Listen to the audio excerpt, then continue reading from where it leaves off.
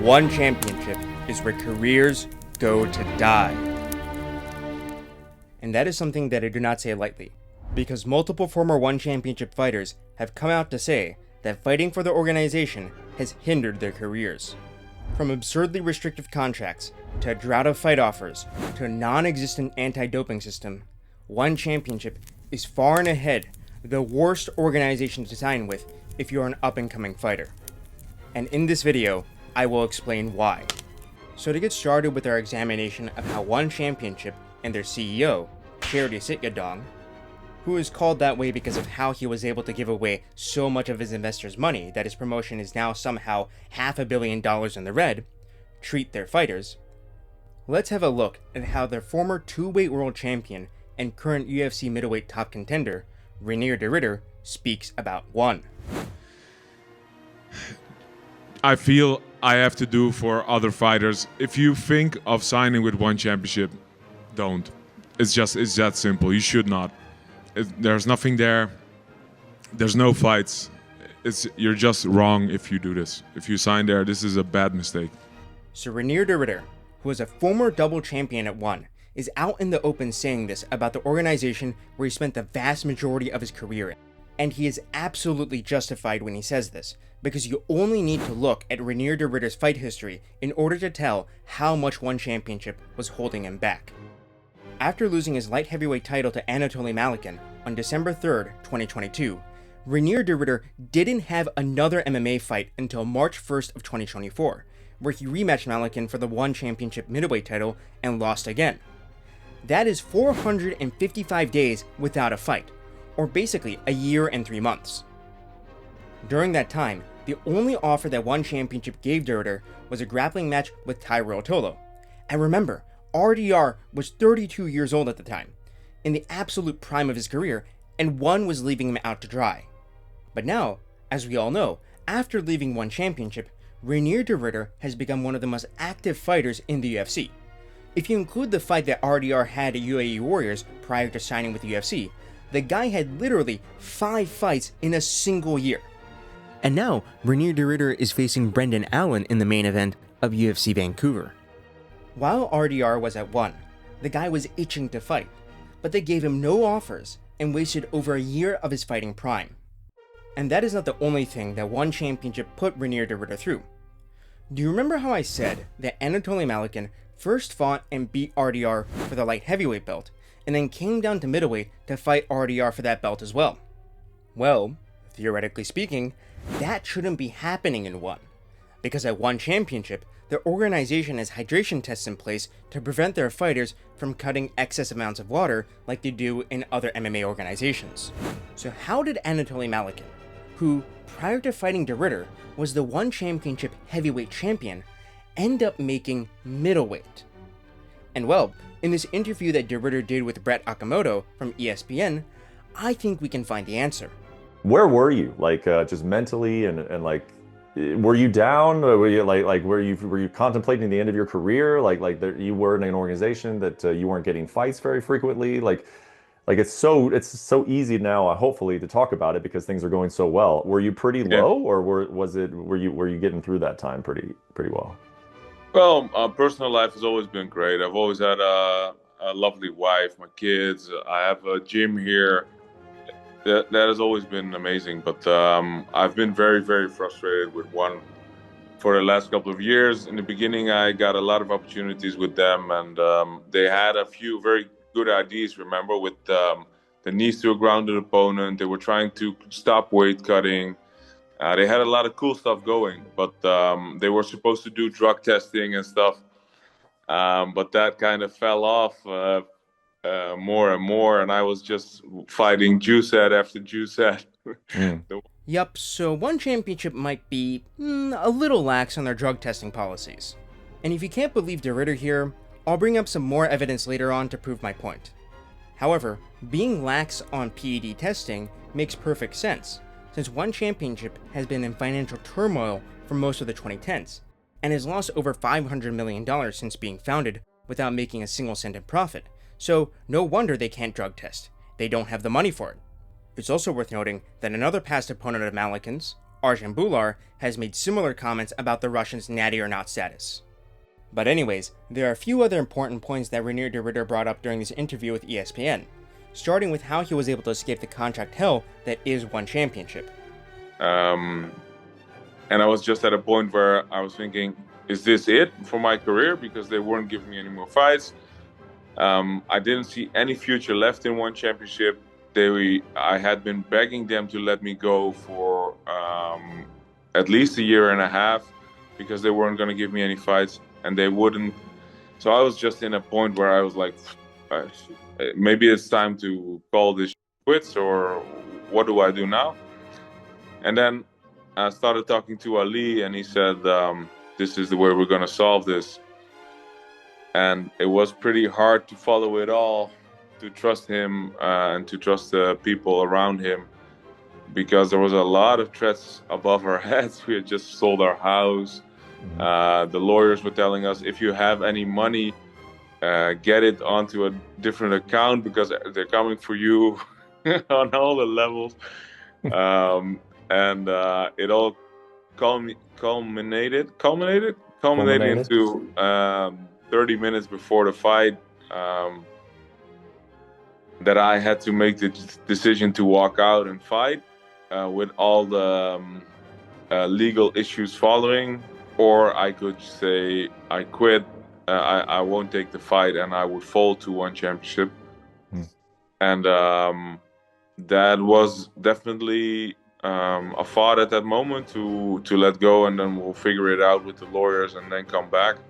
But I'm very happy that Ali pushed me, that I had Fuad Darwish, the guys there at UAE Warriors behind me, and I was able to flip the switch and say, let's see what happens, and step into the cage. And fortunately, I was able to finish the guy there, and that really led to this beautiful year that I've had so far.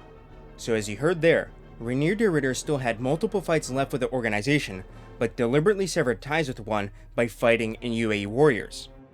Now, I have to say here, I'm not a fan of Ali Abdelaziz. I've criticized him in the past, and I've made fun of him in the past. But this is exactly what a fighter's manager should be doing in this sort of situation, and he deserves credit for pulling this off. Without Ali, we the fans would not have Reinier de Ridder in the UFC. And Reinier de Ridder would have spent the rest of his career wasting away in one, doing grappling matches on shows that Charity Sityodtong broadcasts for free on YouTube. So yes, Ali Abdelaziz, props to you on saving RDR's career. But now, let's turn to and talk about other fighters who weren't fortunate enough to have a manager as competent and connected as Ali. Recently, One Championship released a number of fighters, including their number 3 ranked flyweight fighter, Rhys McLaren. McLaren spent over 10 years at One Championship, where he beat some solid competition, including Wada Tatsumitsu, who is a guy who has a win over Kai Kara-France Rizin, and Muin Gafarov, who, if you guys don't remember, is the guy who gave Rinna Nakamura his first loss in the UFC. At the time of his release, Rhys was on a 2-fight win streak in One Championship, with one of those wins being against Jared Brooks, who is the former One Championship strawweight champion. Jared Brooks also had a UFC run where he went 2-2, and in one of those losses, he took Deiveson Figueiredo to a split decision. So even though Rhys McLaren is fighting outside of the UFC, the guy is at least unranked caliber in the UFC, and in his prime could have been a fighter who could crack into the top 15. However, in the past 5 years, Rhys has only fought 7 times, and that's not because he didn't want to fight. If you go to his Instagram page, you would see that he was constantly calling for more fight offers, or to be released from One Championship. In a deleted Instagram post from February of 2025, Rhys wrote, quote, "I want to take a moment to express my gratitude to One Championship for the opportunity to be a part of the roster. Representing One has been an honor, and I have deep respect for the athletes, staff, and fans who make this organization special. However, with the promotion shifting its focus towards Muay Thai and kickboxing, along with being ghosted by a matchmaker and a lack of communication, I feel it's time for me to move on.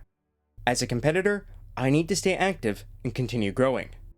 With that said, I respectfully request my release from One Championship. I have nothing but appreciation for the time I spent under the banner, but I believe this is the best path forward for me. Now, Reese McLaren was incredibly respectful in that post from February.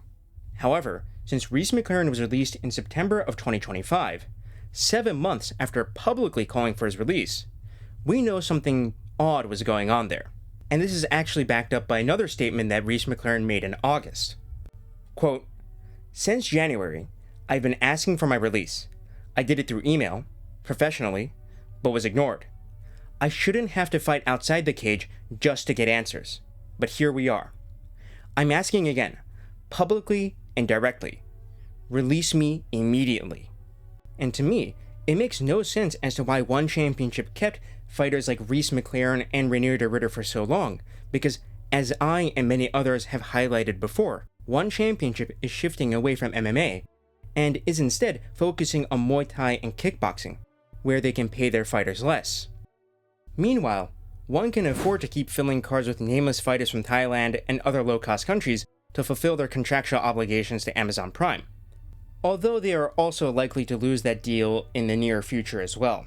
But anyways, speaking of fighter income, did you know that while being signed to One Championship, Reese McLaren was working a day job? Yup, as it says here in this now deleted Instagram post, quote, "Hashtag welcome to retirement. Ha ha ha ha ha. Please One Championship and Charity Sit-Ya-Dong, the last years have been hard on myself and my family. The financial stress of today's cost of living, the daunting time passing of my prime years. I'm working a 9 to 5 for God's sake. Please release me." So I know that the UFC got a lot of criticism because Pantoja was driving part-time for Uber Eats while he was a ranked flyweight. But Reese McLaren was ranked number 3 at a One Championship while working a full-time job as a welder and doing personal coaching because One was giving him basically one fight a year. A top-ranked fighter being forced to work both a 9 to 5 and do personal coaching due to a lack of fights is a terrible indictment of how One treats the fighters it has under contract. If Charity Sit-Ya-Dong wasn't willing to pay Reese anymore, Charity should have released him back in January. Instead, Charity burned through another 8 months of Reese's fighting prime. I will also add that Reese, like Reinier de Ridder, is another victim of One's extremely lax anti-doping regulations. On May 5th, 2023, Reese McLaren lost by unanimous decision to Kairat Akhmedov. And then, literally just 10 days later, Kairat tested positive for performance-enhancing drugs, which resulted in Kairat getting suspended for 6 months. And guess what? This fight wasn't overturned to a no contest because this PED test supposedly happened outside of competition. And yeah, it happened outside of competition. 10 days outside of competition. 10 days! So yes, Reese has an extra L on his record because One can't seem to catch roid cheats, and also goes extremely soft on them by letting them keep a win even when it's very clear that the PEDs were instrumental in the victory.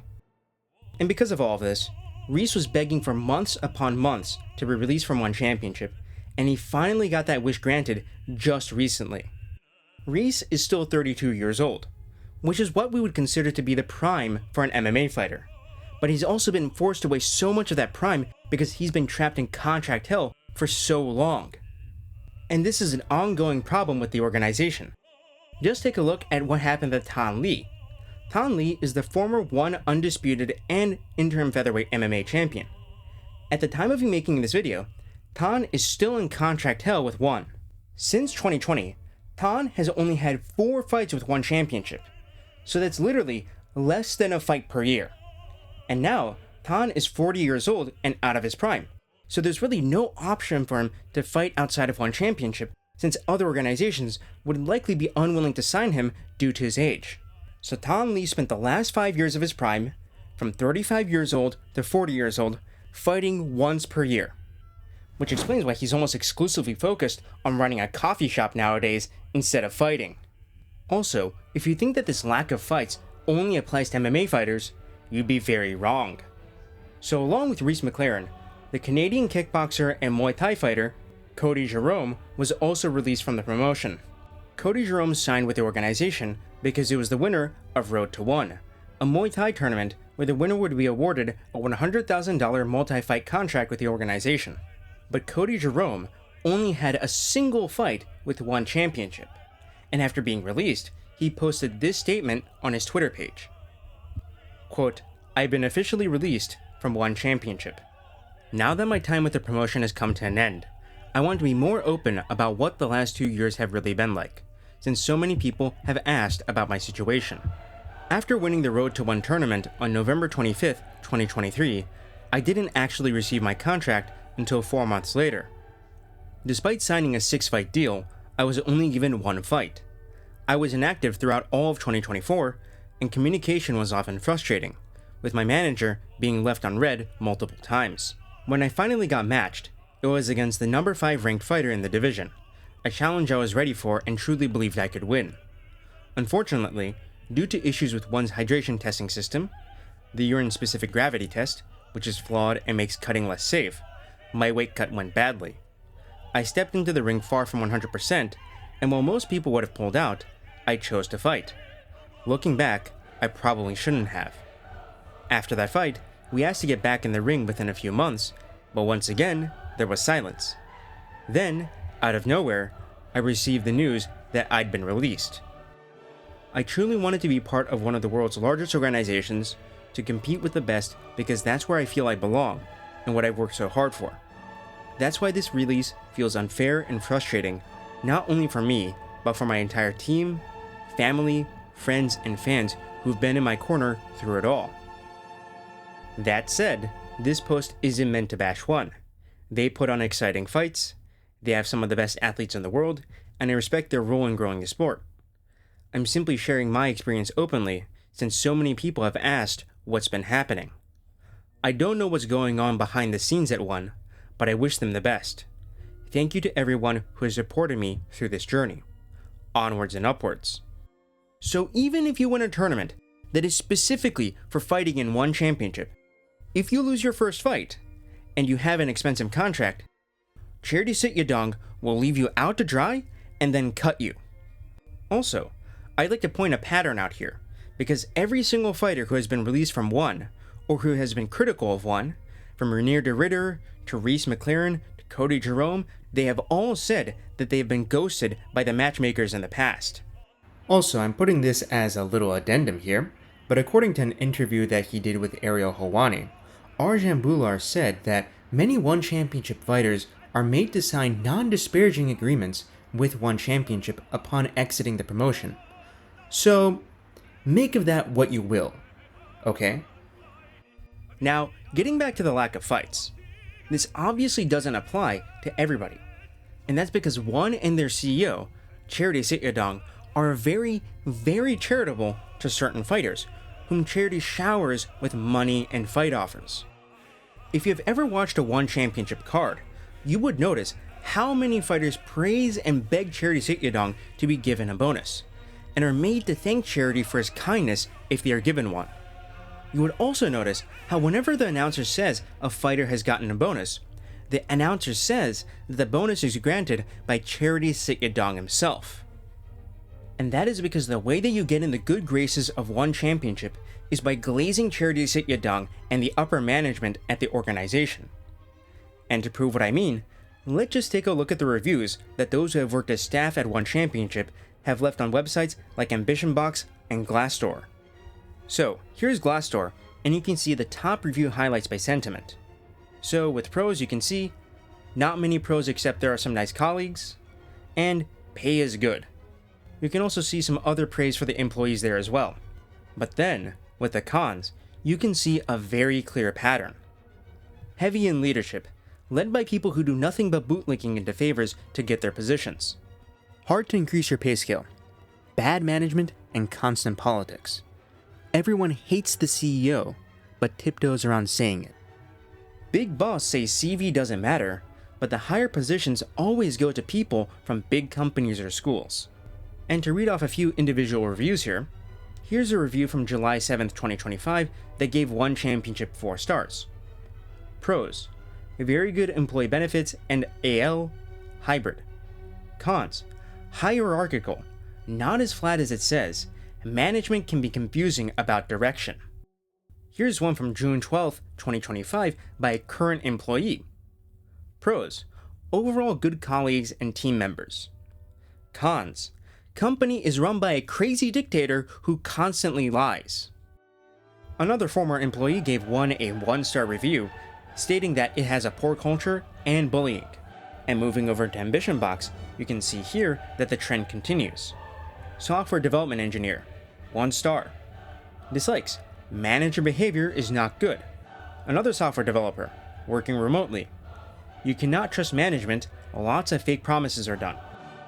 Another software development engineer, management is very bad.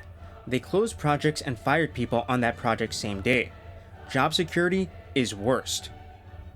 Software development engineer, working remotely. Dislikes: company culture is very bad. They do not trust you and can lay off immediately.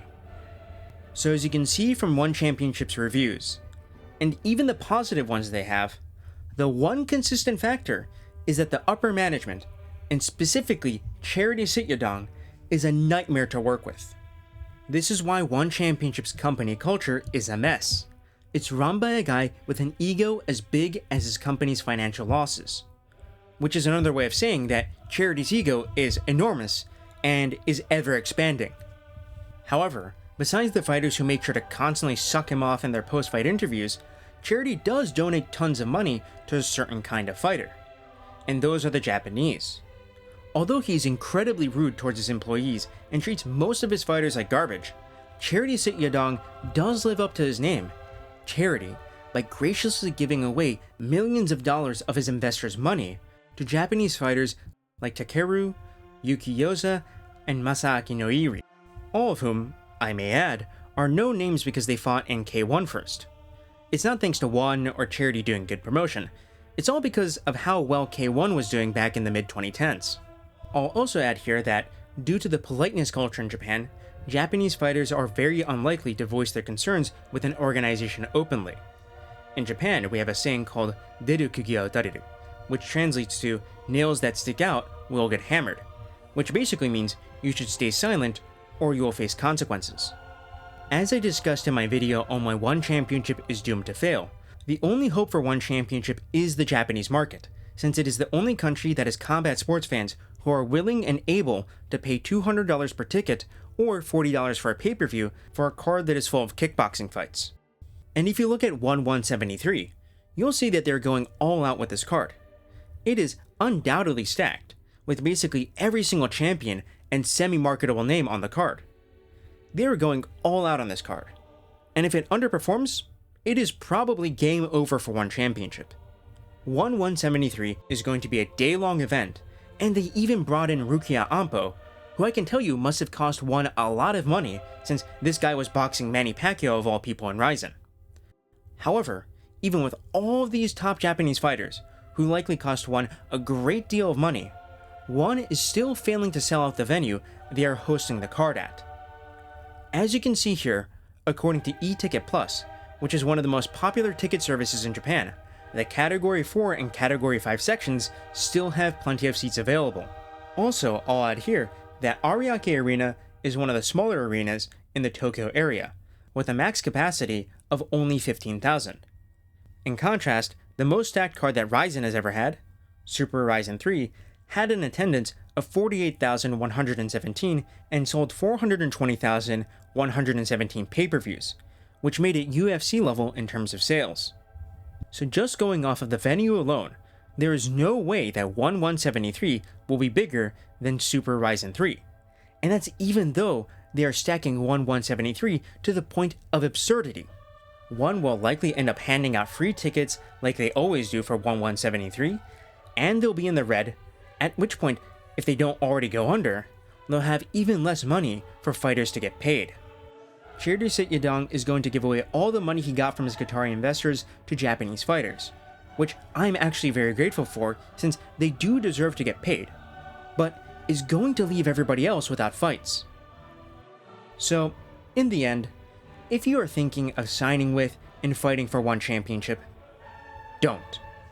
Especially if you are a mixed martial artist. Unless it's for a one-fight contract, you'll probably end up getting ghosted by the matchmakers like Rainier de Ritter, Reese McLaren, Arjan Bular, and countless other fighters.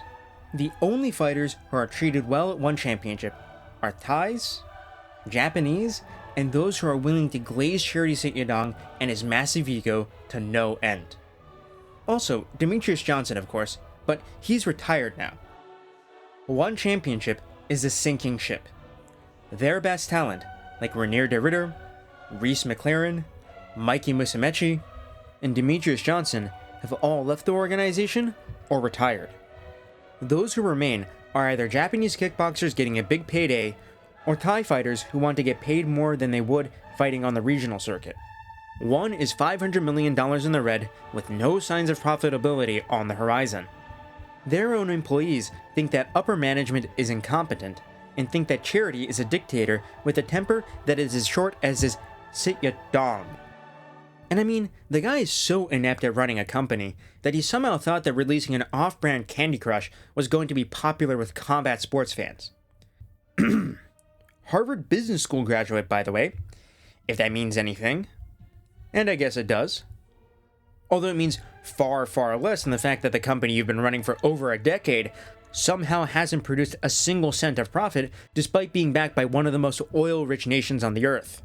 The problems at one go right to the top, and are so intertwined with the leadership of the company that there's no fixing it without massive restructuring. The matchmakers who ghost fighters need to be done away with.